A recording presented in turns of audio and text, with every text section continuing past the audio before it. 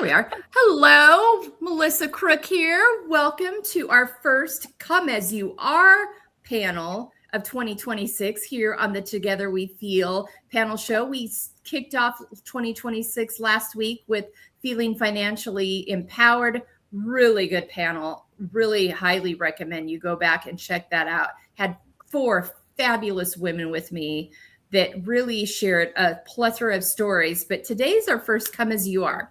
Come As You Are are probably my favorite because it's just exactly what it says. Come as you are, meeting everybody where they are today, however they're doing. No judgment, no assumptions, no preconceived notions, just fully embracing and accepting and welcoming where we are today and all the complexities of life that come with that. Happy MLK, Martin Luther King Jr. Day here in the U.S., a very important day in our history. A very important day right now in all that's happening in the U.S. I think there's a lot of crossover and complexities. So I'm going to share a few thoughts about that today as I kick off, but I'm also going to share some other things that I think a lot of us can relate to. But I want to welcome Yasna, Kim, and Aaron here with me today. So thankful to have them all joining. We've got Yasna coming here from Serbia. We've got Kim coming from the east coast of Florida. We've got Aaron coming. You're on the west coast of Florida, right? Or are you not? Or you're south. You're like close to Fort Lauderdale. Yeah. That's right. I forgot that. I knew that. So you and Kimmy are probably like only an hour apart right now. And you guys should meet up halfway somewhere at some time. Anyway, my ideas. I'm always trying to get people together. Anyway, and I am in a very foggy Fresno, California. I have learned about my time in Fresno. I've been here for a little over 2 years now. This is my 3rd winter here. And Fresno is located in the Central Valley of California between the Sierra Nevada mountains, which on a sunny day, we can see the snowy Sierras, and it is absolutely magical. People don't talk about that part of the Central Valley enough. They tend to talk about other parts, like how hot it can get in the summertime and blah, blah, blah.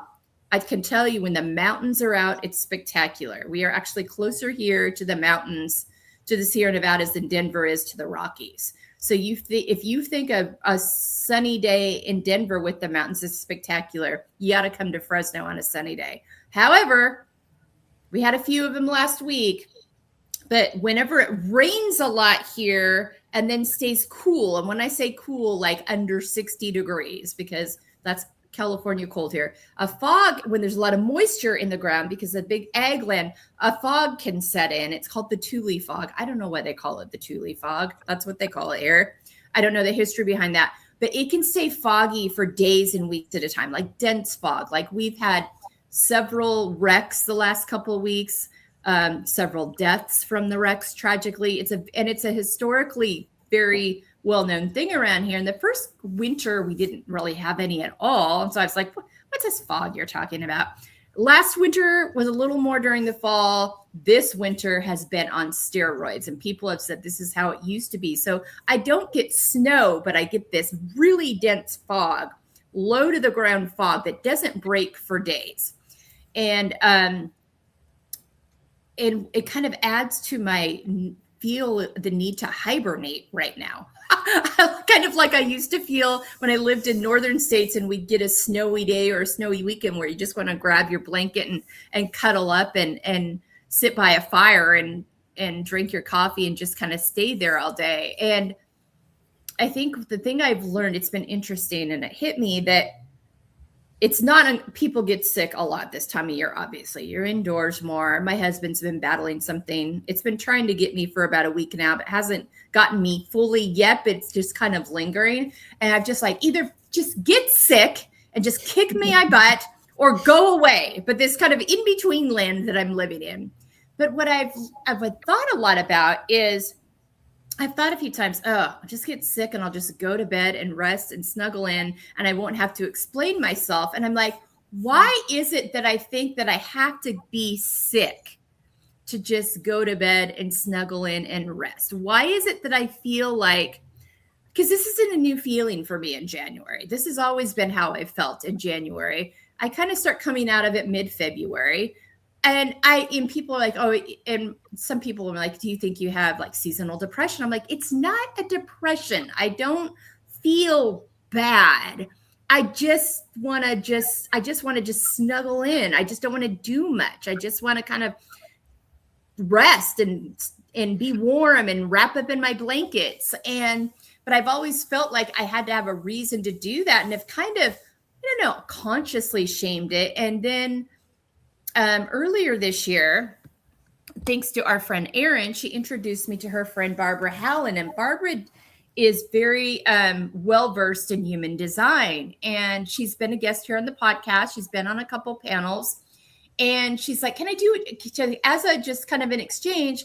How about if we get together and I do a free human design reading for you? I'm like, sure. I'm always curious about knowing more about myself. I mean, I am always wondering how that fits. And it turns out that I'm a projector. And as a projector, this fits right. It explains so much. I am not designed to be your 9-to-5 girly. I'm very much, I have times of the year and days where I'm very energized and very focused and can get a lot done and want to. And there's times where I need to pull back and rest. And even when I was working in the 9-to-5 world, I was always trying to find a way around it. Like I'd work at a place for a while, get to the point where they really liked me because I was an excellent employee, because I'm a recovering codependent and people pleaser. So I was a fantastic employee. So they always loved me for the most part. One job exception in there, but otherwise. And then when I got to that point, I'd start asking for, well, do you think I could work from home a couple of days a week? I think I could get home more done from there. And then during COVID, I thrived when I worked from home for 15 months. Like I thrived. And the funny thing about this is I'm an extrovert by nature, like truly an extrovert. So I value time with people. But I also, when it comes to my work, I don't like or don't feel like I thrive well in a traditional environment. So this explains so much of that to me, which I think has allowed me to lean into, this is what I was designed for. I was designed to kind of chill a little more in the wintertime and rest a little more and gather my energy, because come spring, I tend to be very energized. Spring and summer, I'm very energized. And then fall, I feel myself kind of sinking back in again. And I'm 56, and it just is like, you can still learn about how you operate, but moving out of this kind of traditional cultural narrative of what's wrong with you. Are you lazy? Why aren't you working? Why aren't you being productive? And it's like, that's not what productivity looks like for me. And this idea that maybe I just need to honor my body and let it do what she's been trying to tell me my entire life. She is wanting to do this time of year. So maybe you only have 2 to 3 hours of work a day right now, because when it comes spring, you're going to have energy to go much longer. And just listening to the rhythms of my body and honoring that and being okay with the fact that it doesn't fit into a societal norm and I don't have to over-explain it. So that's been a big thought for me. And then a second thing that has been really interesting this week is I've been always try to, on Martin Luther King Jr. week and the week leading up to it, try to learn something new, try to realize, something I haven't heard before. Well, the learning kind of happened for me because a major player in the civil rights movement, Claudette Colvin, passed away last week. And she was actually the first Black woman to refuse to give up her seat on a bus in Alabama at the ripe old age of 15 years old. 15. This woman had the strength. This girl, she was 15. She was a teenager. Had the strength and the audacity and the ability and the inner just wisdom to know that this was the thing that she was going to do. And there's a quote of her saying she felt Sojourner Truth on one shoulder and Harriet Tubman on the other shoulder, holding her down and giving her the courage to say, no, I'm not giving you my seat. So a lot was discussed about her last week as she passed. And it wasn't until just recently, just a few years ago, that they finally expunged her record. And so she was no longer on record as being a criminal, because she was arrested that time and several other times for her civil rights activities. And one of her goals before she passed, for the sake of her grandchildren, she wanted them to remember her as someone whose record had been expunged. She no longer had a criminal record. So some really, really major stories. So then I got curious. I'm like, why do we hear about Rosa Parks so much? Most people would assume Rosa Parks was the first woman to do this. And so I did a little digging on that. And this is what I learned. I think it's so fascinating, going back to societal expectations and how we stage things.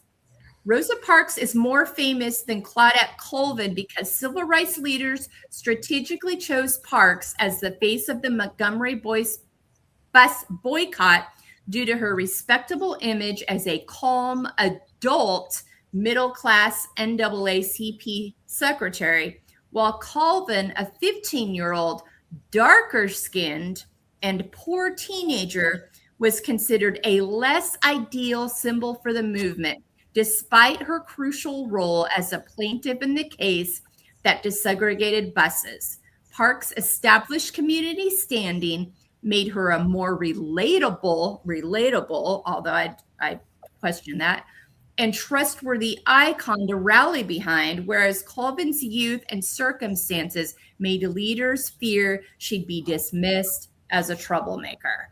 I thought that was so fascinating and speaks so much into the cultural narratives that feed all of these assumptions we make about people, and why I'm so passionate about us coming together like we do on these panels, telling stories of a variety of women from a variety of circumstances and backgrounds, so that we can learn to listen and not judge and be curious, so that we know how to effectively come together for each other. But I thought that was fascinating. So that was one of the new things I learned. And then the other thing was, it was actually a segment I saw yesterday morning about Martin Luther King Jr. Day.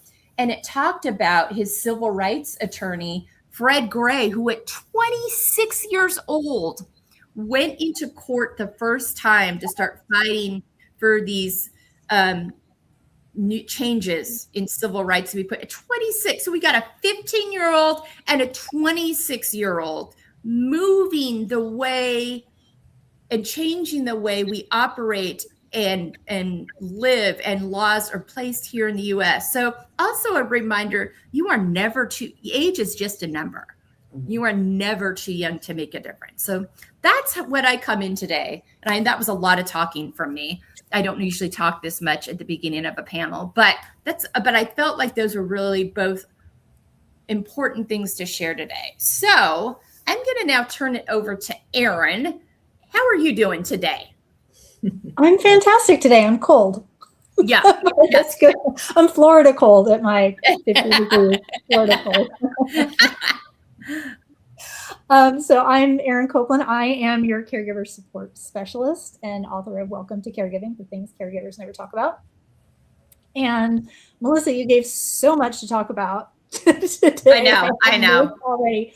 But the first thing I have to talk about is the fog, because I love fog. And I actually missed that about living in California. I grew up. Oh, you were snapped. Yeah. And so we always had fog. And I don't get that in Florida, where it is just flat, like man-made flatness. And so every time there is, like last week, I think we did have a little fog advisory. So the clouds are kind of on us. It's fog. And I was so excited. So I actually didn't know you had a fog season like you do, and it has a special name. And so I find that really fascinating. And there's a part of me that thinks I should have been a meteorologist, because I also didn't know how fascinated I would be with hurricanes until I lived here. And so every hurricane season, just watching, where the low pressure and the high pressure and the temperature of the water, and it's going to make a hurricane, it's going to turn fast, and it's going to slow down, it's going to stall here, it's going to, it fascinates me. I could watch the Weather Channel all day long. So you and my husband would be best friends. He wants to be, in his other life, he wants to be a tornado chaser. Yes, I'm a little afraid of that.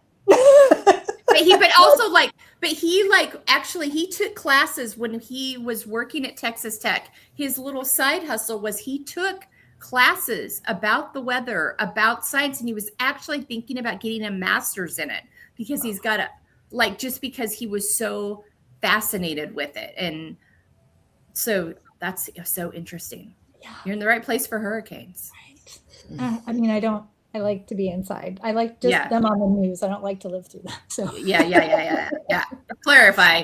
And then with that seasonal fog, and it's no wonder you want to stay inside, and it's cold. And all that kept coming to me, because I'm the same. It's January, and I don't want to be doing. I don't want to be doing. And my brain always likes to think that winter starts in October, but it is not. Like, my brain skips over fall. And we are in the middle of winter. I mean, winter solstice is what, December 22nd? Yeah, we are in the middle of hibernation season for like all of nature. And so I have really, I think, yet to meet a person that is excitedly, intuitively active at this time of year. Yeah, that's a good so point. we get into that, new year, new you stuff, join the gym and everything, but that I feel like is societal pressure. And it's not an instinct. And anybody I know who is, I feel like, super, super intuitive is not like, God, let's go. January, and it's cold, let's go. Yeah. So I've also been trying to honor that in myself for several years now. It's like my newsletter. I put out my Happy New Year newsletter in April at spring solstice. And that's like the cycle that I follow. I'm like, okay, I'm ready to bloom. I'm ready to be here. And this is when I'm going to be here for you. Don't talk to me in the winter time. Yeah. For all of December for my newsletter, I did like a greatest hits newsletter. And I didn't even create that. I just was feeling so quiet. So I'm really right there with you on that. Yeah. And since you mentioned the human designs, it's one of the reasons that we talked about this a little bit. I love working with projectors. There is something about y'all that, so I am a 4/6 generator.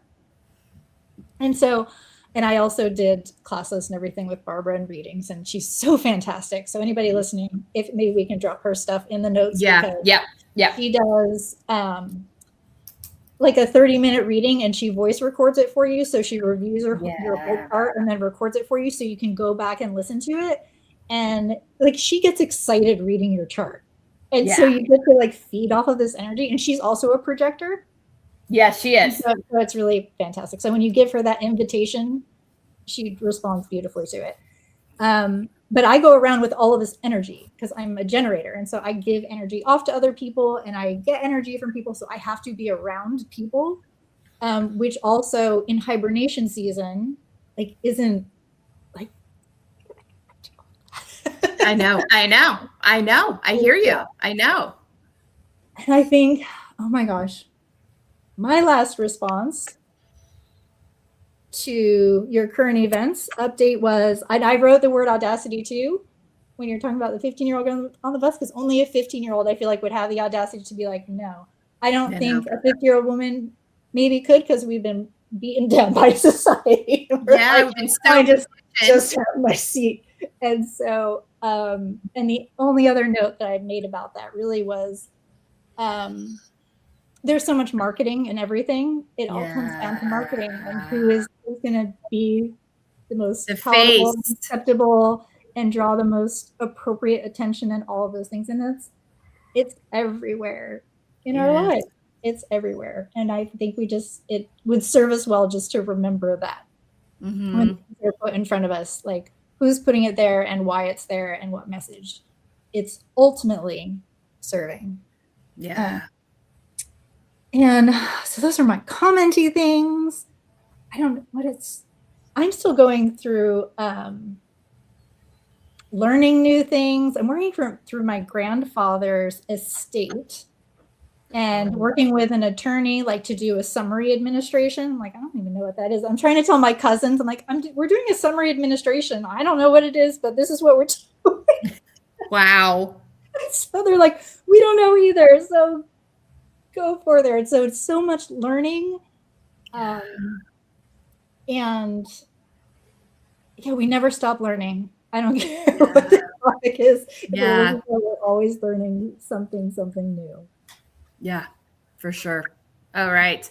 Jasna, how are you today? And Serbia is actually legitimately cold, not just that was a judgy word. I don't want to delegitimize Aaron and Kim's experience, but what the broader spectrum of the world would consider winter cold. Snow, ice, wind, very cold wind. So whatever you wear, it's still cold. Yeah, not enough layers. Yes, and my task every day is to walk 5 kilometers. Is that 2 and something miles, something like that? Yeah. And then I am disciplined. I don't want to miss it, so I did walk, but I was freezing. And my hibernation season is also with me. It starts from November, December, when the day is too short. It's hard for me because my day is cut into pieces, and each piece of the day has different priority. And there are many things that I normally, during summer, I do many things before 9 a.m. when I go to work. And I wake up at dawn, whenever dawn is, but during winter, it's too late. I don't have time to do anything before work. And when I finish work, it's already dark. So, so in my head, I have enough time to do many, many things, not only work. November, December, and January, I have time for nothing. I just comfort myself. I say to myself, okay, it will pass. New Year is gone. So now it will be better and better. And I booked my skiing, first 7 days of skiing. So I am happy for that. Yeah. And I work a lot. My contract with my client is ending in my IT part of life. Yeah. So now I push hard, because if it really ends, they will tell me in the following few days if it's final decision or if I'm really going, or maybe staying for a few months more. But in case I'm going, I want to really clean up as many tickets as I can, because they were fair to me. So I also want to be fair. Yeah. But it's exhausting. I don't have energy. So this is me today. And I was learning too. I had in December and January, I had 3 weeks of furlough. Melissa knows already our Orthodox Christian holidays are later than yours. So I learned something.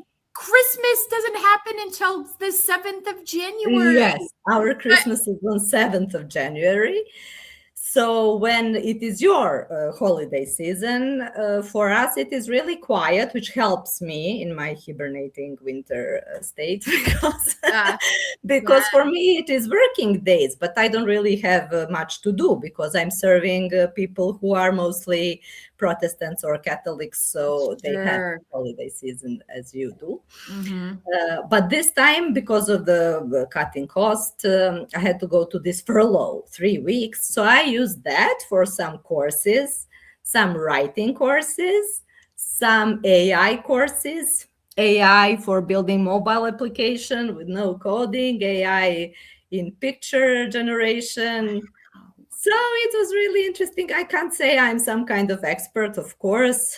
I should learn a lot more regarding prompts, and really try to use that more to gain some proficiency, which I'm not sure is even my goal. But it was interesting to kind of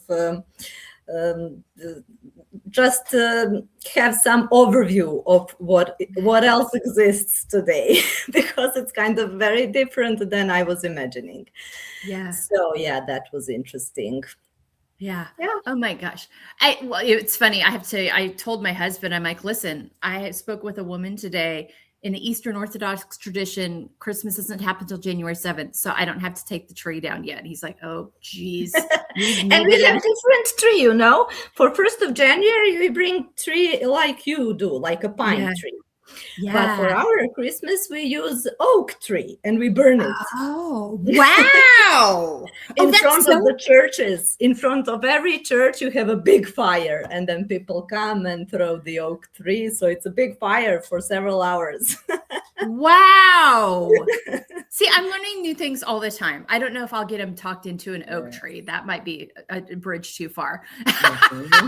But if it burns well, the year will be good. Actually, Okay. Serbs transferred a lot of these old customs that we had even before Christianity. Okay. We had these pagan customs, and when we took Christianity, many of our customs are still there, only in different.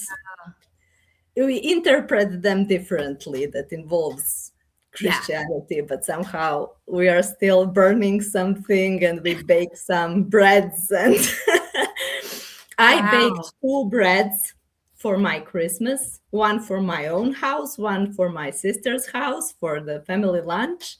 And you put the coin inside, then you break the bread. Whoever gets the coin will have luck during the next year. Oh my gosh. Wow. Yes. But it's a lot of work for the lady who is doing. That is something I think we all have in common with those traditions. I read a thing, but it was fun. Yeah, it sounds like it. There's somewhere. Oh, it's in Ireland. Ireland does a day. I want to say it's the 6th of January. It might even be the 7th, the same day as your Orthodox Christmas, where it's a holiday for the women to rest and gather after the holidays. It's like, and it's there's a name for it. I'm like, good for my husband's Irish, so we know a lot more about Irish traditions. But yeah, they have a whole holiday there. It's just they go out with their friends, they do a little getaway, they whatever, but it's for them to rest after the holidays. The Serbs don't have such holiday. We don't either. The U.S. doesn't either. The Irish are the only ones that have figured that one out. But maybe we should spread it around. Okay. Wow. I feel like this is. That's why I love Come As You Are. We learn so much. All right, Kim. We left you with a lot to think about. A lot to think about. And I was just sitting here as you guys talk about your hibernating season. It explains so much about the way I'm feeling right now, because I live in the Midwest and it's cold. Winter came early this year, like in November, and I made it all the way through Christmas, and then we leave and travel south in the end of the year, and I should be hibernating, but I've come to this place now where it's not winter for me. It's warm. And we just bought a new home. We typically have been renting, and we bought a second home. And so I'm settling in. So even though my body wants to be resting, I'm not, and take on that time changes. So I live in Central Time almost all year. And then I come to Eastern Time. And what I've learned is my body likes this time better. I naturally am waking up at 5:15, 5:30 without an alarm, and I'm refreshed. Whereas at home, I set my alarm for 5:30, and I'm tired and sluggy when I first wake up. So I feel like my natural rhythm is lives in East Coast time, but I'm just in a funk. I don't know if I'm supposed to be resting, hibernating, unpacking, boxing, living. Who knows what I'm supposed to be doing? So this explains so much to me why I'm just in a funk. I can't think, I can't create. I can work because people pay me to work, but so I feel like I have to. But now I'm so clear. Thanks, ladies. I just am honoring my season. Yeah. Yeah.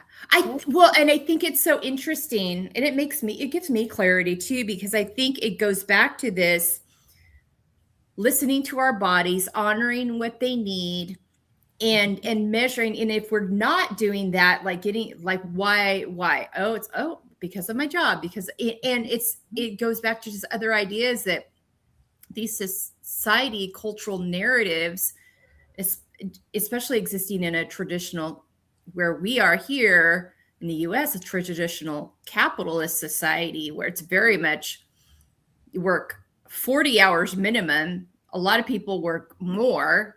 60 to 80 is not unheard of, as unhealthy as that sounds. And how we feel out of sync and out of alignment. And then we have all these shame and narratives around it, rather than these aren't designed for our natural rhythms. Right. They just aren't designed for our natural rhythms. And what would it look like to live in a world where we could, or where we just decide to be like, you know what? No more shame about this. This is me honoring my body. And I know well enough now when she comes back to more energetic pose. But I also know if I don't honor and winter, that they collided at this wintering season, and it's okay. And there's nothing wrong with me. And I don't have to be sick to go to bed and cuddle up and watch a movie or read a book or take a nap or just be cozy and warm with my candle. Like, I've got candles burning all over the house. Brady's like, oh my God, you're going to burn the house down. And I'm like, I'm not going to burn the house down. It's not the Gilded Age where everything's like run by candles, which I was watching, which I still crack up at the fact that they put candles in trees. I'm like, somebody didn't think that through. But like a whole generation. They were trying to burn the oaks. That's the whole thing. They were. That's right. That's right. It goes back to what you guys said. Exactly. See, that was inherent too. But yeah, I think it's important that it's such a good reminder. So I think it's just all four of us having this feeling in this different parts of the world we live in. And having this idea of it is like, maybe we need to start paying attention to that. All right. Going back to Erin, any questions for anybody or anything you've heard? Oh my goodness. So Kim, the time zone thing kind of blew my mind. And from being in a colder, darker place to being in a warmer, brighter place, and it confusing your system, or even if it gave you some more invigoration, I find that fascinating. That just kind of blew my mind. And I guess that's why people snowbird. Yeah. Really, ultimately, because they feel ick in the cold, dark, and feel better in the warm, light, moisture, not as dry, like all of the things. And so it was like this whole different spin for me on that hibernation thing, that somebody could actually come down here and not feel as hibernate-y. Well, migrating. I mean, we really are just traveling towards the light, right? It's like birds. Yeah. So it was just this little aha moment. And yes, and I just loved hearing about the different traditions that you have. And I just love that about different cultures and hearing about it and the little things, like, because we all have something that I think represents luck to us for a new year. And so anything that anybody does that has that kind of message, I just love hearing about it. And the oak trees, I lived in Texas for 5 years, and there's oaks everywhere. And so I was just like, oh, I wish they had done it. There's oaks in churches. There's a lot of those in Texas. And so I just had this image too of a place that I was familiar with. And if they had done that, like, how amazing to have the fires burning for as many days as they can burn. Do they burn for days? No, we No? burned them in front of the church. We burned them on 6th of January, the night before Christmas. Okay. And the first boy, it should be a young boy, and you should appoint him ahead so that each house has his boy, we call it polozhainik. And then the first person who comes into your house on Christmas should be him. And then he would you already have a branch of oak tree from the day before. You enter it in your house. It happens with a lot of different traditional, you're singing to the tree, throwing nuts and coins around it and things like that. And children are looking for nuts across the house. And then tomorrow, when it's Christmas, this special boy, polozhainik, he comes into the house. He takes this branch of the oak tree, and then if there is a wooden stove in the house, he should burn it there. But in our conditions, of course, we don't have such stoves anymore. But then you use the sink.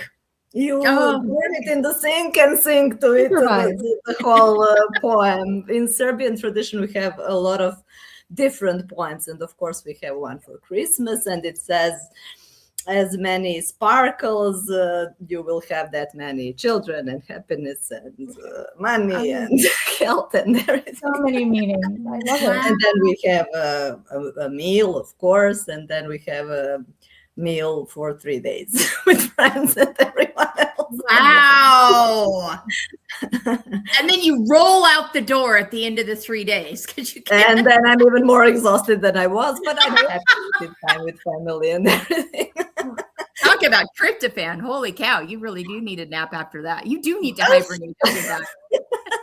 And Melissa, thank you for sharing about the Irish tradition, because I'm not quite I guess I'm at least a solid quarter Irish, and I did not know about this tradition. And so I am going to investigate it and add it to my calendar and tell my family that it's a new tradition.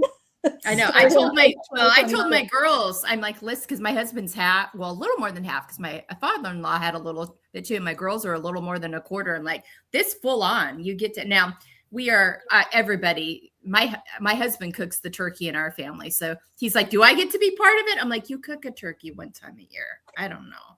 I mean, maybe, but I think with all the side dishes and grocery shopping and planning, it's still probably going to go to the girls. But yeah, but thank you. Yeah, I love that. Yeah, but I love the gathering piece. The fact that you gather for 3 days together and feast and enjoy. I think that's a beautiful thing. Of course. Wow. And I think my final thought, just kind of on the hibernation and feelings of things, because I went through I guess it was end of December, maybe even beginning of January, where I also had those thoughts of, if I was sick or in the hospital or something, like it was that dark, I wouldn't have to do anything. Yeah. I know. And I was like, okay. I mean, I at least had enough awareness still and enough presence to be like, okay, you need to take a rest because that's not a healthy thought. And you can slow down now and it's okay. And I have found that those periods of time, if I maintain the awareness and the presence and then take the time, they're very short-lived. Yeah. And so it might be 1 or 2 days that I allow myself to cocoon and just watch TV and whatever. And then in the rest, the curiosity comes back, the creativity comes back, a desire to move my body comes back. And so it doesn't last for the entire winter season, but I might have more of those instances where I'm like, okay, I need to be quiet today. Yeah. And then all of a sudden I'm lit up with creativity, and then I'm in flow again. And so just learning to trust that those quiet times or darker times, if they're honored, are short-lived. And if I fight them, they are prolonged because I'm resisting and I'm in resistance. So that's my final takeaway. Oh, that's really good. All right, Yasna, any questions or comments on anything you've heard from anyone? blanket time. I have my blanket time. It is in the afternoon after working hours. After work, I do different things like this. Sometimes I socialize, sometimes I walk, sometimes I do different things. But if I have nothing else to do, this is my blanket time every day, especially during winter, because on summer sometimes I would go to the beach or whatever. Yeah, because I have more energy and I feel like it. I don't feel like the blanket so much. But now I really have it almost daily. And it means a lot to me. I really need it. I don't feel like doing anything else in the afternoon. I'm already tired from the working day. And the skiing means a lot to me during winter because winter is long. There is several months when the day is short and it's so cold and you feel like that. And when you go to skiing, especially if you have some luck, so you have some sunny days there, it's really different because it's like winter is not one whole piece anymore. It's cut into before skiing and after skiing and between two skiings. Yeah. And skiing time is happiness, snow, sport, fun, people. It feels, it is still winter, of course, and it's cold, but it doesn't feel that way. Yeah. On a sunny day on the mountain, it feels you're very, very energized. Yeah. So this is why I'm so happy that I will ski. I don't know, do you ski, ladies? I don't ski. I've learned how to ski. Most people I know ski. Like I'm surrounded by people in my life that ski. I grew up in the Northwest and we have a lot of mountains and skiing. So I've skied once. My family was more of the sledding, toboggan, snowmobiling family. But I love the ski resort that's an hour away from us. They also have a sledding like inner tube hill. So you can go up there in the wintertime with your kids. If you don't ski, and inner tube, that was my favorite thing to do as a kid. I loved getting out. I loved a sledding day. And even when my kids were little, when we lived in Spokane, Washington, where we got a lot of snow in the wintertime, we usually had white Christmases. I haven't had as many lately, but usually more times than not, we had a white Christmas. And so when the kids were off, we had sledding hills close to us and we'd go and just sled all day. And it was so fun. So don't have the skiing, but the sledding and inner tubing was a big part. Being out in the snow in that way. We loved those days. Yes, I think it helps a lot to go through the winter because this is what you remember and this is when you get some of this energy. Although it's winter, but it helps too. It does. It helps. I survive till spring. And it's good exercise too. It's a great way to move your body. But then you come home and you get your cup of hot cocoa and you snuggle, get warm and snuggle in. I mean, it's the best of both worlds. I can relate to that very much in that way. Mm-hmm. Oh. All right. And Kim, how about you? Any thoughts, questions? No, I was just thinking though how my new choice of job with working with authors and things is helping me with this hibernation. I'm actually, and it's related. I'm helping launch a book right now. It's a beautiful historical fiction book entitled "Rainbow Over the Bayou: Jim Crow Through the Eyes of a White Girl." And this wonderful woman, she's in her. I think she just turned 70 and she's releasing her very first book. And it is, I suppose, autobiographical fiction as well, but about growing up with a Black nanny and how much she loved this woman and how she became her second mother. But she's taught me so much about the civil rights movement and the things that as a Northern American, I didn't know. She had to tell me what Jim Crow was, and I know that sounds terrible, but they just weren't things that we talked about, and where I grew up, and so, but this book is gloriously thick and full of details, and so 600 pages of snuggling up in the middle of winter because it's my job. So. It's just it's been wonderful, and and I love the whole idea of breaking up winter with the skiing is wonderful. That's what snowbirding has done for me. It takes the cold and the dark, and then the holidays come, and then I come south, and then we'll leave just as spring is blooming. So spring or early summer will be here in Florida, and as we move north, things are budding and turning green all the way. And then when I arrive home, it'll be gray, but only for about a week, and then it'll bud and bloom again. And yeah, it's just a good seasonal break from things by either skiing or taking a trip or snowbirding or whatever. I like the idea of breaking up the gloom. Yeah. Yeah, I do too. I think that's a great, And so I think the kind of my final thought today is honor and listen to your body the best you can. I know it can be tricky if you're working a 9 to 5 out there. There's things you got to do within that, but how can you still honor that within that with your time in the morning, with your time in the evening, on the weekends? What are some ways you can still honor this? And it can be tricky when you're in the thick of it with your kids and they're busy on weekends. And I remember when my kids were in the thick of it and we had tournaments and things every weekend and I just wanted to stay home. But I was always fine when I got there. But I would also, there were times where I would just pray for a snow day. I'm like, maybe we'll get a snow day today and things. I remember loving. And where I lived, it took a lot to have a snow day because you didn't have many, or you'd have snow days all the time. People knew how to move around in the snow. So it would take a lot to have one, but occasionally we'd have a snow day and I would be like, yay, we have to stay home. We have to go sledding. We have to make hot cocoa and watch movies because that's all we can do today.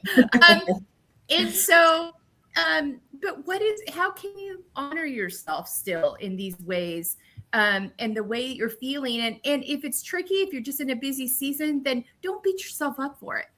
And do find those times to snuggle with your blanket and shut things down. And even if you can grab it for an hour on a weekend or something, but I think I don't wait till you're 56 to realize, wait a minute, this is just the flow of my body. And if you're past 56, it's okay to, however age you are, honor that, honor that within you and how can you shape your life in a way that isn't like, oh, I'm being so unproductive, taking this idea off of that we've got to be productive all the time, when the reality is you can't be productive all the time. You have to rest, or there's no energy for the productivity, or the productivity is not as aligned and on cue and on point as it could be if you came at it from a rested, fresh perspective. And then take some time to learn about some new traditions. I mean, we've all learned about some new traditions today. We've learned about some things in history we didn't know. So maybe this is a learning time for you too, and stay curious about the way other people live. And this is another reason I'm so thankful. I'm going to give you each chance for one last thought. Yasna, one last thought for our listeners today. Have fun during winter too, if you can. Yeah. If you don't already have some ways to do that, then figure some. And don't forget your blanket. It's important. Yes, it's key. Okay. Kim, how about you? I love the thinking about things in a different way. So I'm going to find a blanket. I'm going to have blanket time, even though I am down south and my rhythms feel off. Maybe I can get back on track. So I love that. Yeah. Erin, how about you?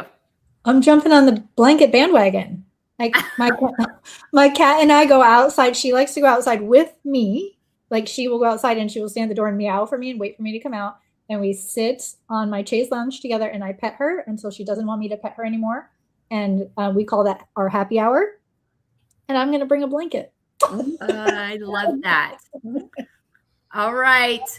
Okay. Ladies, thanks so much for being with me today. Thanks so much for sharing where you are, for coming as you are today. Listeners, I hope you've something about this has hit for you, and take some time, like I said, to honor yourselves, to learn some new things, and grab your blanket. It's okay. It's a good thing. It's a good thing.